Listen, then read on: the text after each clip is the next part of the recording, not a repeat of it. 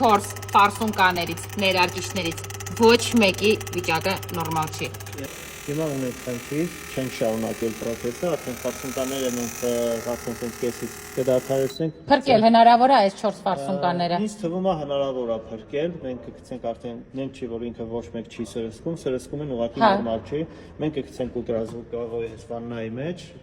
երկու ցիկլ կանցկացնենք հետևից հետո կփոխենք նորից, արդեն կփոխենք նույնպես ֆարսունկաների վրա կտեղադրենք նոր ֆիլտրեր, ունենք փոքր ֆիլտրերը, որոնք հիմնականում շատերը դրա մասին չգիտեն, տեղյակ չեն, այսպես ֆիլտրեր աղնում ֆարսունկաների մեջ։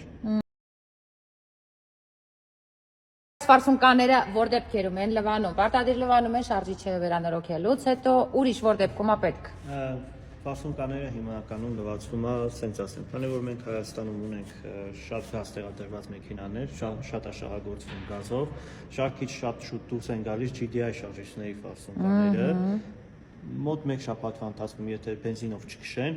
մարդիկ ասում են խոդ ենք տալիս, դե հերիք է այդքանով աշխատեց, բայց մենակ խոդ տալով, այսինքն մեքենան աշխատում է մալնի խոդով։ Ինքը այդ ժամանակ բարձր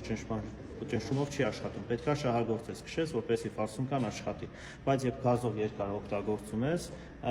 մեքենայի ֆարսունկաների հովացումը, ինչպես նաև բենզանասոսի հովացումը կատարվում է հենց բենզինի միջոցով։